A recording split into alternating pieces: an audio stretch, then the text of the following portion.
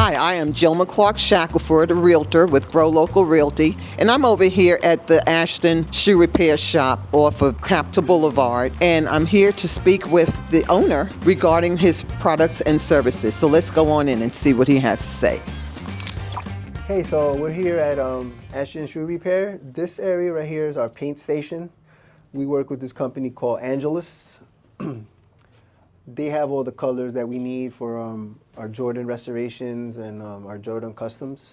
So we really respect their paint. It's acrylic and it's very flexible, and so we kind of like working with that paint because we don't have to worry about it chipping or cracking and stuff like that. So, for example, over here we have a 2005 black Ferrari.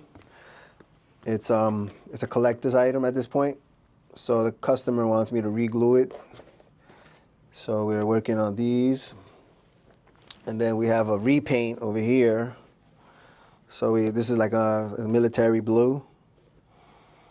And then we ice it out with these UV lamp bulbs. Put the sneakers in here, and it ices out the sneakers. I also do patent painting. So this one is actually supposed to be like glossy, kind of like this one. But this is a redo. The customer scratched it, so we're gonna try to fix it up for him. It's a timely process, but people, when they love their stuff, they're willing to wait. Right, it's a paint of what? It's a paint of art. What's the art of paint? Yeah, it's you know. Well, you're an artist. You're an artist. Well, they say I am, but you know, it's a passion. I started with the doing Jordans and sneakers, and painting my own sneakers. And then when I moved to Raleigh, I started working at Tandy Leather, and then I met Mr. Sang, that used to run here, and I started working with him for a couple of months, and then he said, "I'm retiring." So he trained me, and I took over the place, and you know, God is good. And now we do women's shoes, cowboy boots, heels. I've done a couple of heels on you. And, and I also do leather belts, repairs. It's mostly repairs. I don't really do full. Like, I know how to do shoes. Like I took a course on how to make these sneakers. I made this by hand. Actually, this was my first shoe. It's a Jordan 1. But eventually one day I want to make custom shoes for customers, but it takes a lot of time, and the majority of business that we're getting in is repairs. So it's hard for me to balance out repairs and a whole full custom. And it's also hard to find shoe cobblers. Exactly. Yeah, so I'll probably find somebody that could do sneakers quicker than doing cobbler repairs or something like that. But if you want to take a look at the back area where we do the sewing or stuff like that. And show me the Jordans here, because those are very interesting. This one right here was... Is that a popular thing? This was by accident. This shoe was actually all white, and I painted it to make it look like a Chicago Air Jordan 1.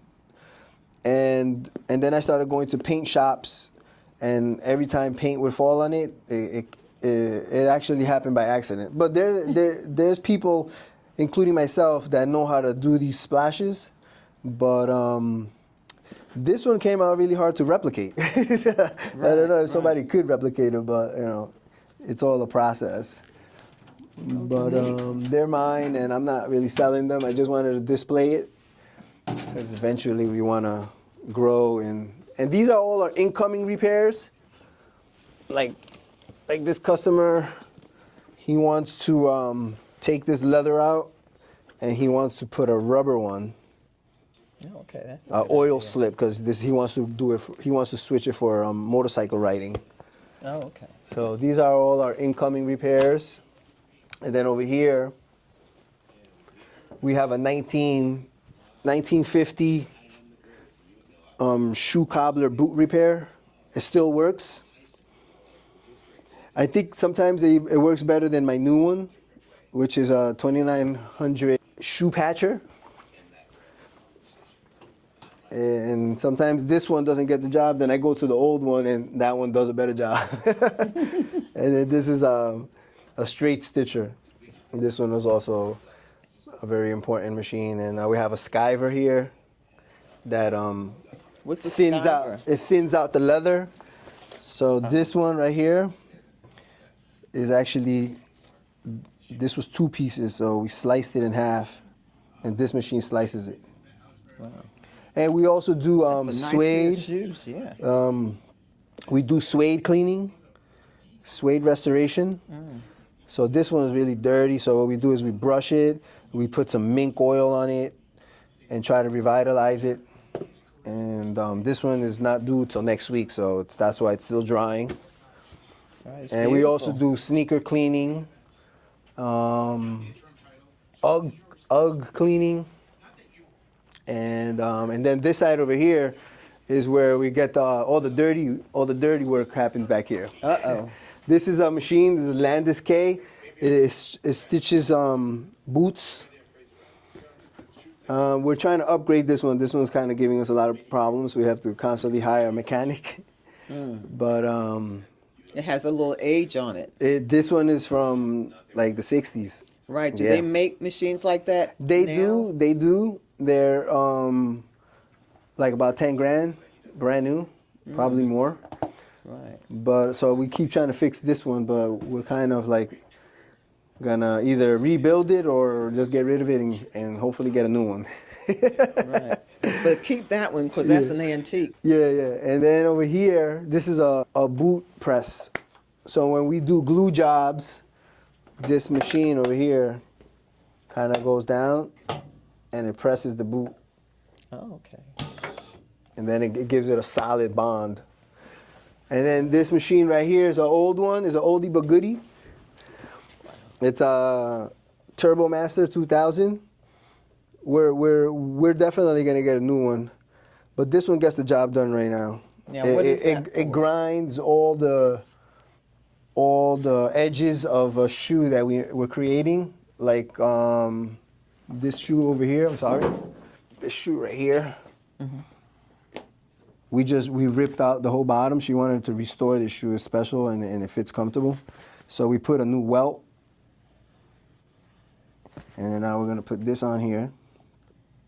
And then we press it and then we cut it, and then our cut never comes out flush. So then we use the grinder and then we smooth out the edges so they can have a nice finished product, stuff like that.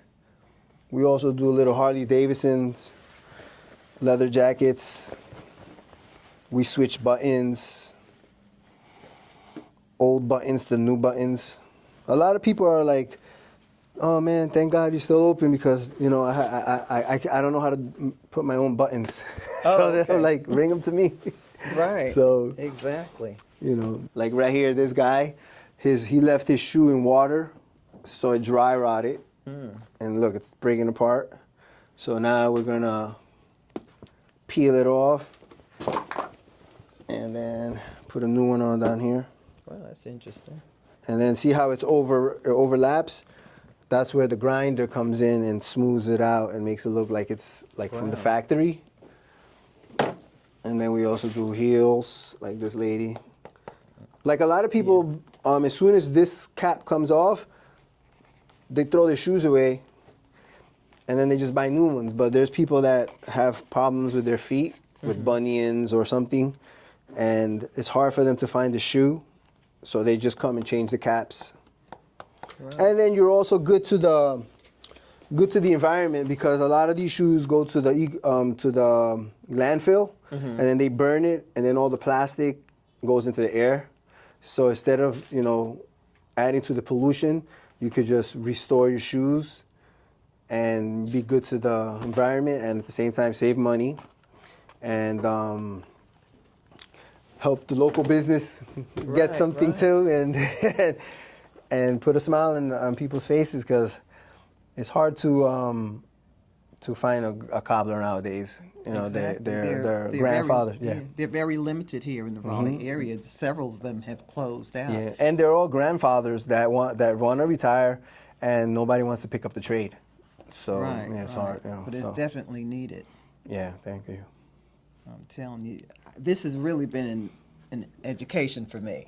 I had no clue as to all that would go into. I just know I take my shoes in and want to just get a lift or whatever Yeah. it is, and I had no idea that all of this would take place. Yeah.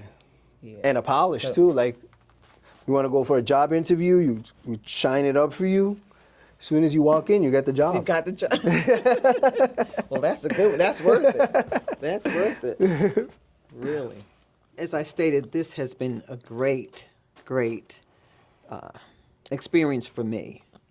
You know, growing up and knowing how people used to do things. I would only see the shoe repair going from me handing it to the cobbler, and then, you know, when I come back to pick it up and it's ready for me to put it back on. Yeah, but this has really been very educational. Yeah, everybody loves the finished product. Right. They don't know what goes between into it. it, right. Sometimes we want to complain, like, only if they knew how hard it took to fix that shoe. They don't really have concern about that. They want a finished, beautiful product. What's a good way of folks getting in touch with you? Oh, so we have our phone number, which is it's through Wi-Fi. It's a 919-878-0054. We used to have a landline, but sometimes we drop shoes off at UPS and we send it to people's houses. Some people come from far because a lot of places are closing. So we have people coming from 45 to an hour away. And then I offer them, if you pay $10 extra, we could send it to you back in UPS. So we take our phone with us and we drive and we close the door. We'll put a return hour. And that, or you could go on to our website, which is ashtonhope.com. HOPE? Yes, HOPE, ashtonhope.com. And we have a website there, and it shows some of the stuff that we do. Well, basically almost everything, but there's a couple of things that are missing, like buttons or something that we do.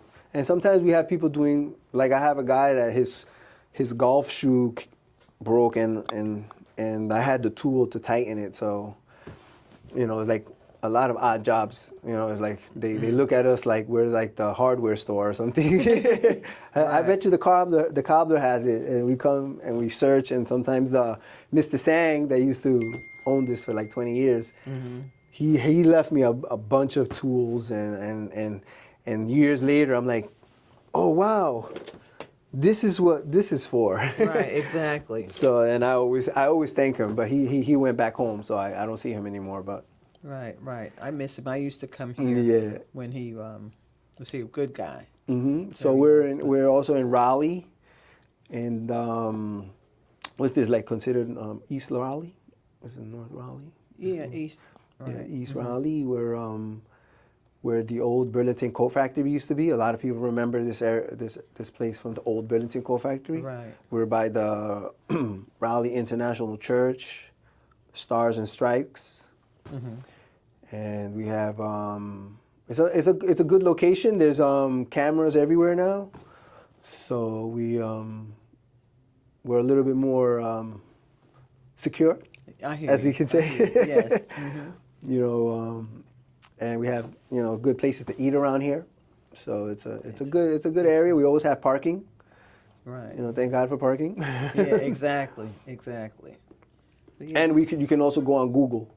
We have some pretty good Google reviews. And we try to make sure that we have a good experience with customers, because, you know, a lot of people find us through Google. And Google could make or break you, believe it or not. Exactly. A lot of people come in here, you have good reviews, that's why I'm here. And I'm like, oh, thanks. Right. But, There is a good review for you on Google now.